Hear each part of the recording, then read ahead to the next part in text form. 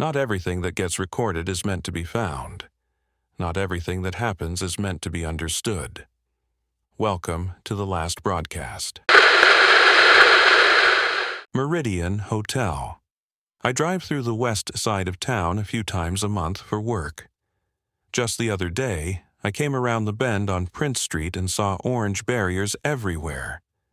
Construction fencing was up, and they had excavators parked right outside the Meridian Hotel. The Meridian had been there my entire life. Every single person in town knew it. Weddings happened there. Business lunches happened there. If you told someone to meet you at the Meridian, they knew exactly where to go. Traffic was squeezed into a single lane, so I had to crawl past. Workers stood near the entrance while a dump truck idled by the curb. The hotel was still standing, but you could tell its time was up. I grabbed a coffee down the road and asked a worker what the deal was. He told me the property was sold, the hotel was closing, and they were leveling the whole place for redevelopment. Our conversation lasted maybe 30 seconds. I got back into my car, threw it in drive, and immediately froze. For the first time in 2 years, my mind flashed back to an old man I picked up back in the autumn of 2024. I was driving rideshare in the evenings back then. Mostly airport runs, grocery pickups, people heading home from work. It was all pretty forgettable. I picked this guy up outside a pharmacy. He looked totally ordinary. Late 70s, neatly dressed. He carried no luggage and used no cane. He gave me his address and we hit the road. The streets were packed that evening. The quickest route was Prince Street, but traffic was backed up for blocks. I knew a back way using Harrisburg Pike. It added a little distance, but it saved time during rush hour, so I took it. We rode in silence for the first few minutes. Then, out of nowhere, the old man spoke up. He didn't say it to start a conversation. It felt like a random observation, like he was talking to himself. He said that he used to come home this way all the time. A few seconds later, he added that he stopped using this route after the road closures started near the Meridian site. I asked him what he meant by that. He told me traffic had been a total mess ever since they tore the hotel down and started construction. The way he said it was completely casual. He wasn't making a prediction or trying to be dramatic. He sounded like a guy complaining about roadwork that he had been dealing with for months. I thought I misheard him. The Meridian was fully open. It was operating normally. I drove past it every single day. I told him the hotel was still there. He looked confused. He didn't look like he got caught in a lie, and he didn't look embarrassed. He was genuinely puzzled. He mumbled that maybe he was mixing things up. Maybe he meant somewhere else. That was the end of it. The rest of the drive was quiet. He didn't make any more weird comments. When we reached his house, he thanked me and got out. I stayed parked for a second to log my miles, and that was when I noticed something strange. Instead of walking up his path, he stood on the sidewalk. He stared across the street. Then he stared down the block.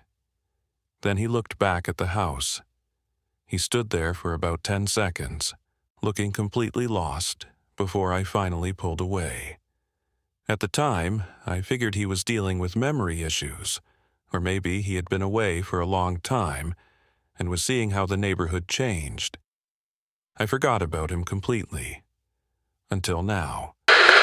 Until I found myself sitting in traffic beside a construction fence, watching workers prepare the Meridian for demolition. His exact words from 2 years ago came flooding back. He spoke about the demolition as if it was already ancient history, and he treated those road closures like they had been there for a year. That is the part I cannot explain. Sure, developers make plans early. Rumors spread.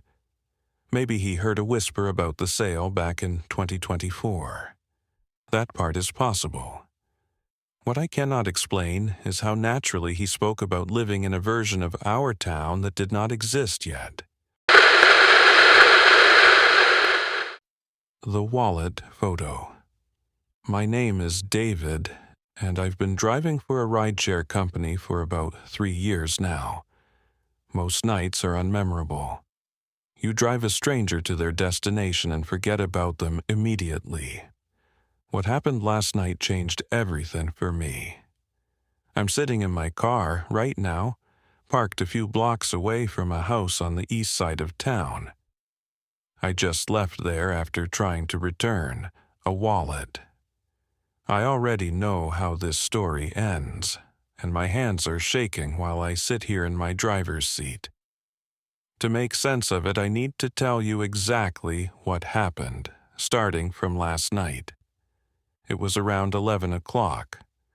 I was exhausted and ready to go home, but I decided to stay online for one last fare. A ping came through for a pickup outside a 24-hour diner near downtown. It was a quiet, brightly lit street. When I pulled up, the passenger was already standing by the curb. He looked like an ordinary guy in his late 60s. When he got into the back, he just said a quiet hello. His voice was calm. He gave me an address that was about 20 miles outside the city limits. I opened Google Maps and typed the address in. The app found it instantly. A blue route mapped out across my screen, showing a 30-minute drive. I didn't recognize the name of the final road, but that didn't bother me. Our county is huge, and there are hundreds of rural roads I've never had a reason to drive down. I shifted into drive and started the trip. For the first 15 minutes, everything was normal. We drove down the familiar streets of the city, got onto the highway, and headed north. The passenger didn't say a word, which was fine by me. He stared out the window at the passing street lights. Eventually, the navigation told me to take an exit I had never used before. We left the highway and turned onto a 2-lane asphalt road with no streetlights. The further we went, the more isolated it felt. The trees on both sides were thick, and there were no other cars in sight. After about 10 minutes on this dark road, the GPS instructed me to make a sharp right turn onto a narrow, paved lane. I slowed down and made the turn. The headlights cut through the darkness, revealing a small, neat house set back from the road. The property was surrounded by woods. A porch light was burning over the front door, casting a yellow glow on the gravel driveway. The passenger paid me and thanked me for the ride before getting out. I watched him walk into the light of the porch. Once he was at the door, I turned my car around and drove back toward the highway. I went straight home after that. The next morning, I walked out to my car to start my day and saw a black leather wallet lying right there on the rear floor mat. I knew exactly who it belonged to. Right before that man got in at the pharmacy, I had literally just cleared out the entire back seat to throw away an empty water bottle, so those mats were empty. There was no doubt about it. Nobody else could have left it there. I wanted to do the right thing and return it to him before I started my shift. I took out my phone and opened Google Maps, planning to go into my trip history to find the exact address again. When I opened the History tab, the ride wasn't there. The app showed my entire night, but the final trip to the rural house was completely missing. I thought it was a strange, technical glitch. I remembered the name of the road from the night before, so I typed it into the search bar manually. The screen loaded for a second, and then a message popped up. No results found. I tried spelling it differently, thinking I might have remembered a letter wrong, but nothing worked. The app acted like the road didn't exist. I figured my memory was playing tricks on me, but I knew I could find the house based on landmarks. I remembered the highway exit, and I remembered the dark road. I decided to drive out there and find it myself. The sun was out and the drive back felt different in the daylight. I took the highway north, found the exact exit to turn onto the 2-lane road. Everything matched my memory perfectly. I tracked the distance, waiting for the sharp right turn onto the narrow lane. But the turn never came. I drove for miles past the point where the house should have been. The road kept going through uninterrupted woods. Confused, I pulled over, turned around, and drove back the other way, staring intently at the right side of the road. There was no turnoff. There was no paved lane, no clearing in the trees, and no house. It was a solid wall of thick, old-growth forest. There was physically no way through. Then I decided to open the wallet, hoping to find a driver's license or some kind of identification that could explain what was going on. Inside, there were no credit cards and no ID. There was only a small, faded photograph. It was a picture of the passenger from the night before. He was smiling, standing next to a woman on a sidewalk in front of a house. I looked closely at the house in the background. It wasn't the rural house from last night. It was a house in a residential neighborhood right in the city. I recognized the street immediately. I had driven past it dozens of times. The house had a specific look, with a wide front porch and a large stone mailbox sitting right next to the pavement. I drove straight back to the city because I needed answers. 10 minutes later, I pulled up to the curb of the house from the photograph. It looked exactly the same as it did in the picture. I walked up the driveway and knocked on the front door. An older woman answered.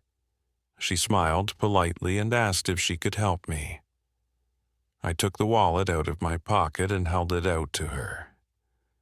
The moment she saw the wallet, the smile vanished from her face. She turned incredibly pale. She slowly reached out and took the wallet from my hand to look at it. She asked me where I found it. I told her the truth. I said I had driven a man out to a house in the woods outside town last night and found it on my rear floor mat this morning. She looked up at me, her eyes filling with tears. She told me that the wallet belonged to her husband, the man in the photograph. Then she told me that her husband had died in a car accident 4 years ago. She said that after his funeral they had gathered his personal effects, but his wallet was nowhere to be found. They assumed it had been lost at the scene of the accident. It had been missing for 4 years, until I walked up to her porch and handed it to her. I didn't know what to say. After telling her I was sorry for her loss, I walked back to my car. That brings us to right now. I'm still sitting here in my driver's seat, parked a few blocks away from her house. A few minutes ago, I opened Google Maps one last time. I typed in the address of that house in the woods again, just to see what would happen. The screen is still blank. The map says the place doesn't exist. I don't know what I turned on to last night or who was sitting in the back of my car. All I know is that I am never driving out past the city limits after dark again. The Late-Night Commute. My name is Marcus, and this happened about a month ago while I was driving home from a late-night shift. I used to work security at a warehouse complex near the state line, which meant my commute usually started around midnight. The drive home was always a long, isolated stretch of a two-lane state highway surrounded by miles of dense pine trees. On this particular night, the weather was clear, but the road was deserted. I hadn't seen another pair of headlights for at least 20 minutes. About halfway through the drive, my headlights caught a silhouette standing right on the shoulder of the road. As I got closer, I saw it was a man waving his hand down for a ride. Normally, I never stop for hitchhikers, but this stretch of a highway is notorious for poor cell reception. If his car had broken down farther back, he was essentially stranded. I felt a bit of sympathy, so I pulled over to the shoulder a few yards ahead of him. The guy walked up and opened the rear door. He looked like an ordinary person in his mid-30s, wearing a heavy flannel shirt and looking exhausted. Before even sitting down, the man apologized for the trouble, explaining that his truck had broken down miles back and left him walking for hours. He named the town where I live, which was about 15 miles further down the highway, and asked if I could drop him off anywhere near there. I told him it was no problem, since I was heading that way anyway. He thanked me politely, shut the door, and leaned his head back against the headrest. Within 2 minutes, I looked in my rearview mirror and saw his eyes were closed. He was breathing heavily, fast asleep. To keep myself awake on the quiet drive, I turned on a late-night talk radio show. The host was taking calls from people telling strange stories, and it was actually pretty entertaining. Every now and then, I would make a comment out loud about what the caller was saying, or laugh at a joke from the radio host.